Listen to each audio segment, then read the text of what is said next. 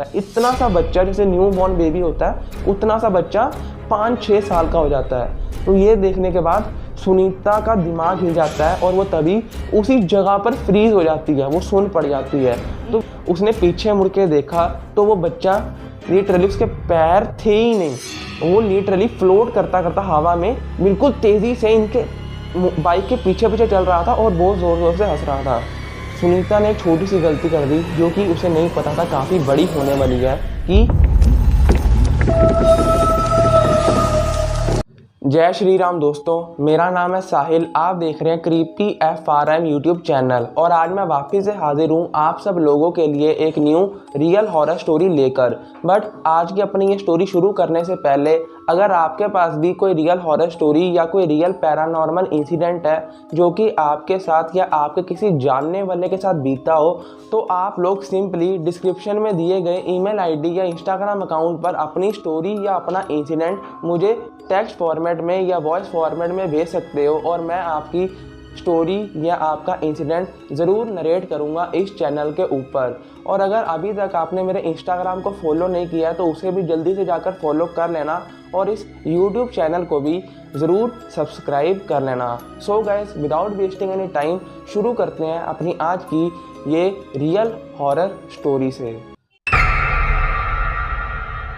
तो आज की अपनी ये हॉरर स्टोरी मुझे बेसिकली रेडिट से मिली है, जहाँ पर किसी एनोनिमस पर्सन ने अपनी ये पूरा का पूरा इंसिडेंट वहाँ पर पोस्ट किया हुआ था रेडिट पर। ये पूरा का पूरा इंसिडेंट उसके मामा मामी के साथ बीता है। वैसे तो उस लड़के ने अपने मामा मामी का नाम बताया नहीं है, तो इसीलिए हम उसके मामा मामी को कुछ इमेजिनरी नेम दे देते हैं जो कि होगा विवेक और सुनीता।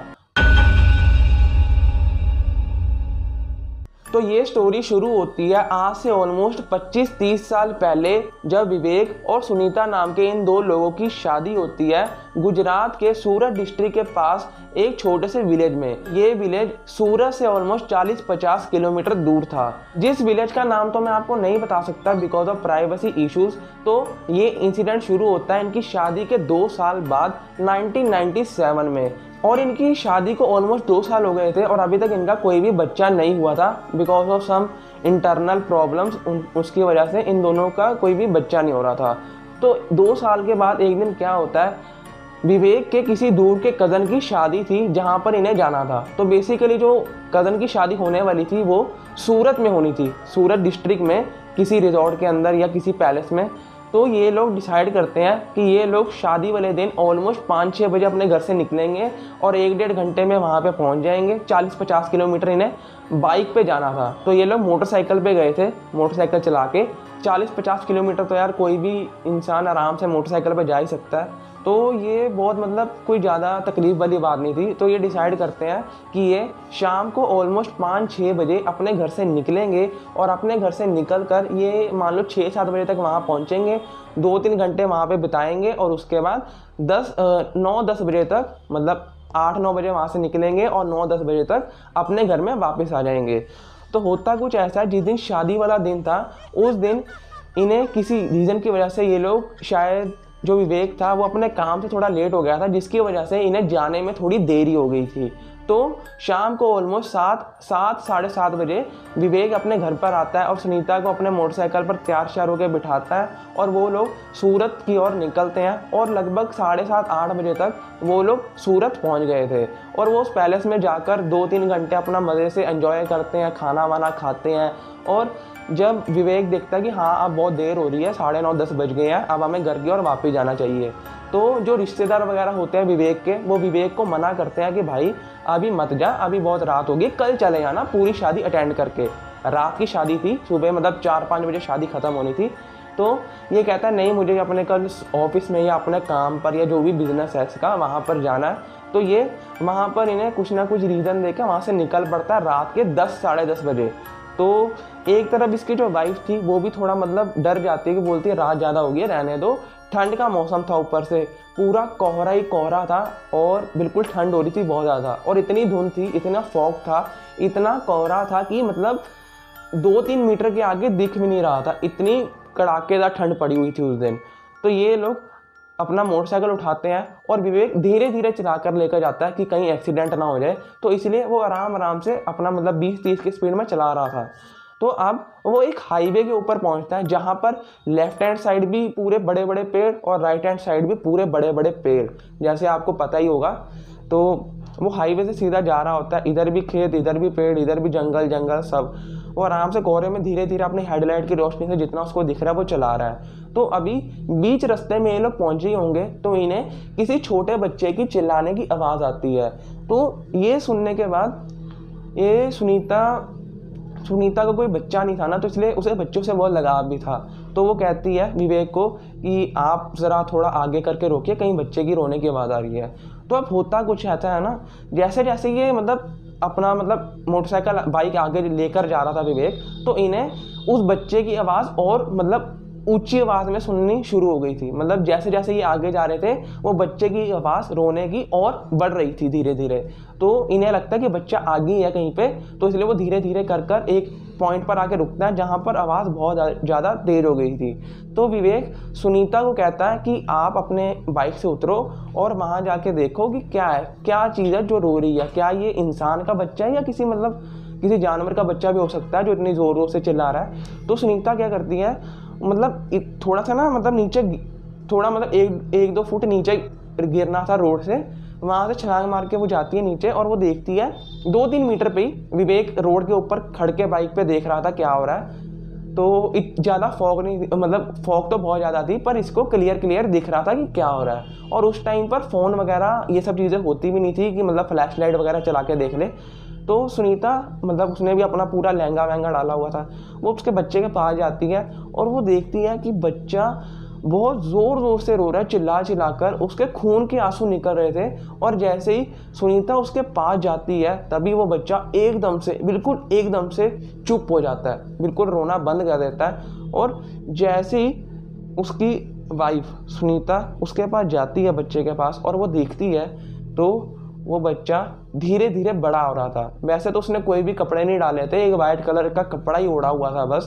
तो वो धीरे धीरे करके बड़ा होना शुरू करता है और कुछ कपल्स ऑफ सेकंड में वो बच्चा 1 साल का होता है, 2 साल का, 3 साल का, 4 साल का, 5 साल का, 6 साल का, कम से कम नहीं तो 2-3 फुट का बच्चा हो जाता है। इतना सा बच्चा जैसे न्यू बॉर्न बेबी होता है उतना सा बच्चा 5-6 साल का हो जाता है। तो ये देखने के बाद सुनीता का दिमाग हिल जाता है और वो तभी उसी जगह पर फ्रीज हो जाती है, वो सुन पड़ जाती है।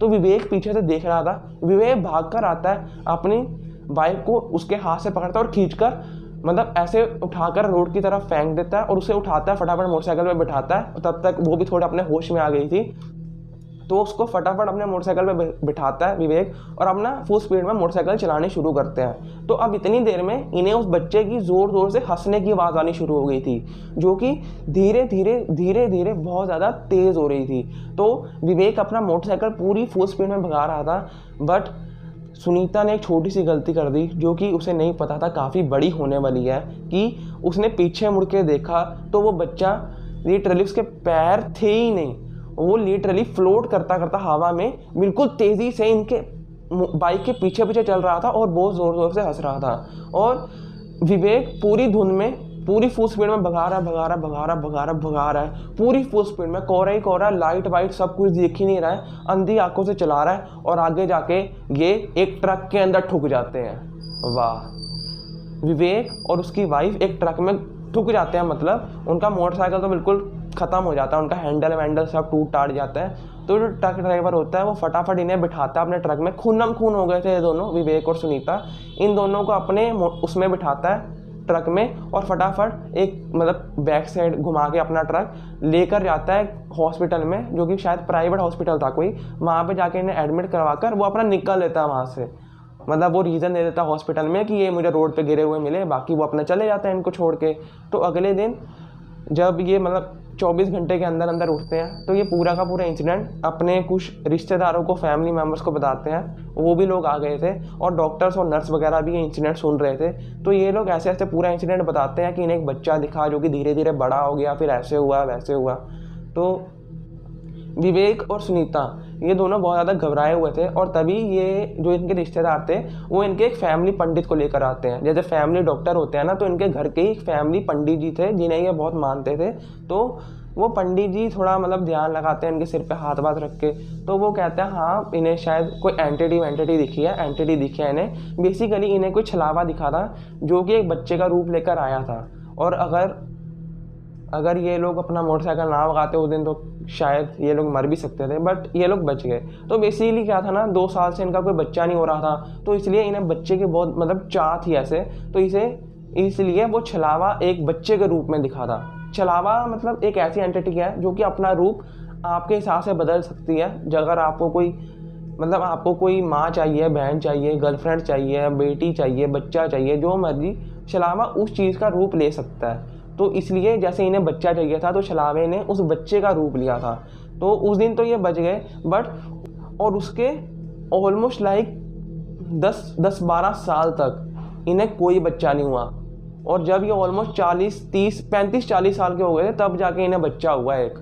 फिर कि इतने सालों तक ऑलमोस्ट जब उनकी एनकाउंटर हुआ इनका उस छलावे के साथ, तो ऑलमोस्ट लाइक 15 साल तक, हाँ 15 साल तक इन्हें कोई बच्चा नहीं हुआ। मैं ये एग्जैक्ट नंबर नहीं बता रहा हूँ, थोड़ा इधर उधर 12-13 साल होगा शायद, बट इन्हें इतने सालों तक 10-12 साल तक कोई बच्चा ही नहीं हुआ भाई। तो ऐसे इन लोगों को सफ़र करना पड़ा इससे, मतलब इस पूरी इंसिडेंट से इन दोनों कपल्स को सफ़र करना पड़ा। तो यही थी अपनी आज की ये हॉरर स्टोरी। और कमेंट सेक्शन में बताओ कि आपको आज की ये स्टोरी कैसी लगी। और मिलेंगे अपनी अगली वीडियो में, तब तक के लिए अगर आपके पास भी कोई स्टोरी है तो डिस्क्रिप्शन में दिए गए ईमेल आईडी और इंस्टाग्राम अकाउंट पे सेंड कर सकते हो। और इस चैनल को ज़रूर सब्सक्राइब कर लेना, वीडियो को कर लेना लाइक, और इंस्टाग्राम को फॉलो नहीं किया तो जल्दी से फॉलो भी कर लेना। और हो सके तो अपने रिश्तेदारों या दोस्तों के या किसी के साथ भी इस वीडियो को ज़रूर शेयर करना। मिलेंगे अपनी अगली वीडियो में, तब तक के लिए थैंक्स फॉर वॉचिंग।